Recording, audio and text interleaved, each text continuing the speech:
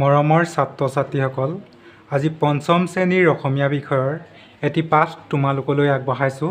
তোমালোকে সকলোৱে মন দি শুনিবা বুলি আশা কৰিলোঁ। আজি পাঠটিৰ নাম হৈছে জাতীয় পতাকা। জাতীয় পতাকা তোমালোকে সকলোৱে দেখিছা আৰু চিনি পোৱা। আমি এই জাতীয় পতাকাখন কেতিয়া উত্তোলন কৰোঁ তোমালোকে সকলোৱে জানা। আমি জাতীয় পতাকাখন উত্তোলন কৰোঁ গণতন্ত্ৰ দিৱস আৰু স্বাধীনতা দিৱসত সকলো বিদ্যালয় আৰু চৰকাৰী কাৰ্যালয়ত উত্তোলন কৰোঁ, নহয় জানো? আমাৰ এই জাতীয় পতাকাত ৰং কেইটা আছে তোমালোকে নিশ্চয় জানা। আমাৰ জাতীয় পতাকাখনৰ ৰং আছে তিনিটা। ওপৰত কি আছে? ওপৰত আছে গেৰুৱা ৰং, আৰু মাজৰ অংশত আছে বগা, আৰু তলৰ অংশত সেউজীয়া, নহয় জানো? এই তিনিটাই আমাৰ জাতীয় পতাকাৰ ৰং। এতিয়া আহাচোন আমাৰ দেশৰ জাতীয় পতাকাৰ বিষয়ে অলপ জানো।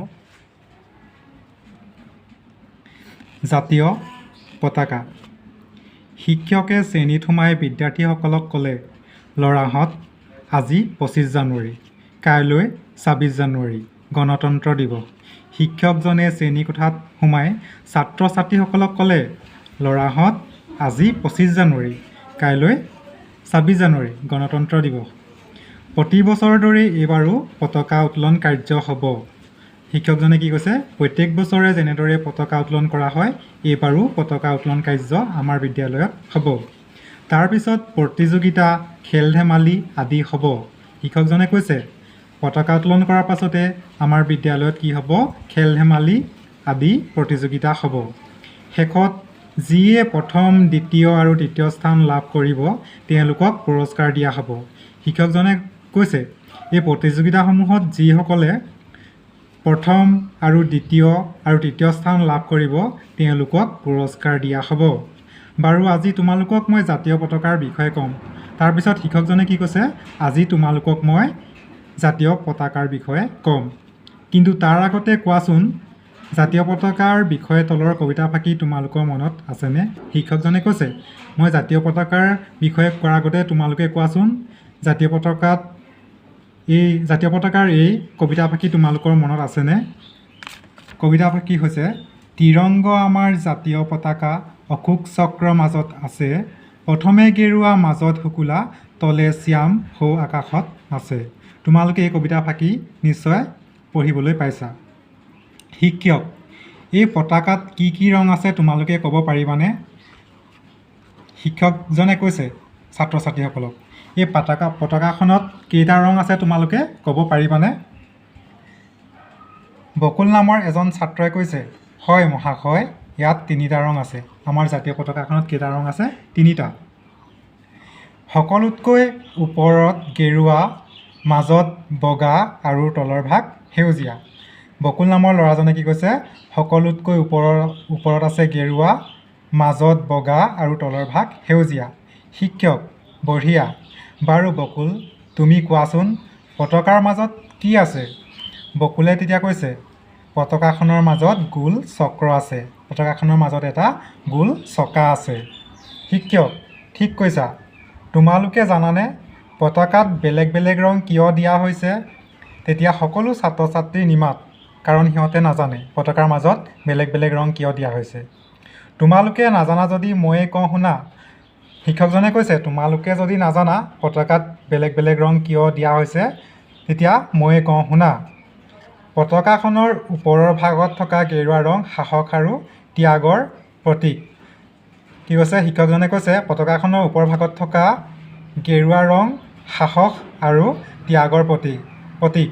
সাহস মানে হ'ল যিসকলে ভয়ক অৱজ্ঞা কৰে, ভয় নকৰে, নহয় জানো? ত্যাগ হ'ল বিসৰ্জন দিয়া। মাজৰ বগা ৰং সত্য আৰু শান্তিৰ প্ৰতীক। মাজৰ বগা ৰং সত্য আৰু শান্তিৰ প্ৰতীক। সত্য মানে সঁচা, শান্তি মানে হৈছে কোনো অসুবিধা নোহোৱাকৈ সুখেৰে থকা।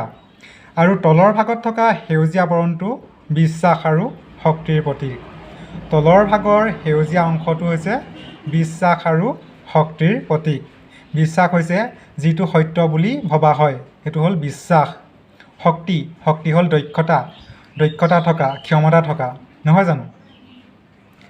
আমাৰ দেশখন কৃষি প্ৰধান দেশ। আমাৰ দেশখন কৃষি প্ৰধান দেশ বুলি তোমালোকে জানা আমাৰ দেশত কি হয় কৃষি বেছিকৈ হয় আমাৰ দেশৰ চাৰিওফালে সেউজীয়া হাবি জংঘল শস্য শ্যামল খেতিপথাৰ দেখা যায় আমাৰ যদি দেশখনৰ চাৰিওফালে আমি চাওঁ আমাৰ চাৰিওফালে কি আছে সেউজীয়া হাবি জংঘল শস্য শ্যামল খেতিপথাৰে আৱৰি আছে এই সেউজীয়া বৰণ প্ৰকৃতিৰ ৰং মানে আমাৰ এই সেউজীয়া বৰণটো হৈছে প্ৰকৃতিৰ স্বৰূপ নহয় জানো স্বৰূপ প্ৰকৃতি মানে স্বৰূপ বকুল এবাৰ ৰুবুল নামৰ এজন ছাত্ৰই কৈছে মহাশয় পতাকাৰ মাজত থকা চক্ৰটোৰ অৰ্থ কি ৰুবুল নামৰ এজন ছাত্ৰই শিক্ষকক সুধিছে মহাশয় পতাকাৰ মাজত থকা চক্ৰটোৰ অৰ্থ কি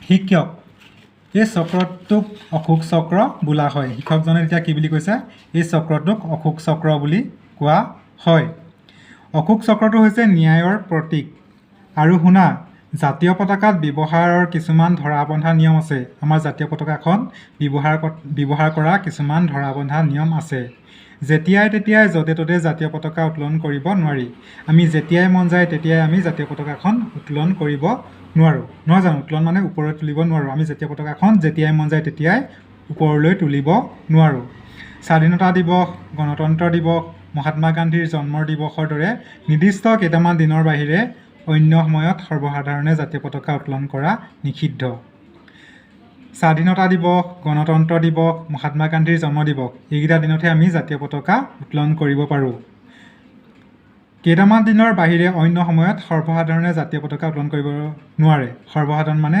একেবাৰে সাধাৰণ মানুহে জাতীয় পতাকা উত্তোলন কৰা নিষিদ্ধ আছে মানে বন্ধ আছে বাধা আছে নহয় জানো ৰাষ্ট্ৰীয় শোকৰ সময়ত জাতীয় পতাকা অৰ্ধনিৰ্মিত কৰি ৰখা হয় ৰাষ্ট্ৰীয় শোকৰ সময়ত শোক মানে হৈছে ক্ষোভ মানে বেয়া অৱস্থাত যেতিয়া আমাৰ দেশখন বিপদ বিঘিনি হয় তেতিয়া আমাৰ জাতীয় পতাকাখন আধাতে তোলাই ৰখা হয় পতাকাৰ মান ৰক্ষা কৰা মানে জাতিৰ মান ৰক্ষা কৰা আমি যদি পতাকাখনৰ সন্মান ৰক্ষা কৰোঁ মান ৰক্ষা কৰা মানে সন্মান ৰক্ষা কৰা আমি যদি পতাকাখনৰ মান ৰক্ষা কৰোঁ তেতিয়াহে আমাৰ জাতিটোৰ মান ৰক্ষা হ'ব সন্মান ৰক্ষা কৰা হ'ব গতিকে আমি সকলোৱে দেশৰ মান ৰাখি কাম কৰা উচিত আমি সেইবাবে সকলোৱে নিজৰ দেশখনৰ সন্মান ৰাখি কাম কৰিব লাগে বাৰু তেনেহ'লে কাইলৈ পুৱাতে পতাকা উত্তোলনৰ সময়ত সকলো উপস্থিত থাকিবা হওক শেষত শিক্ষকজনে কি কৈছে ঠিক আছে বাৰু আজিলৈ কাইলৈ আমি যেতিয়া পতাকা উত্তোলন কৰিম তোমালোকে সকলোৱে বিদ্যালয়ত উপস্থিত থাকিবা হওক ঠিক আছে আজিলৈ পাঠটো মই ইমানতে সামৰণি মাৰিলোঁ ধন্যবাদ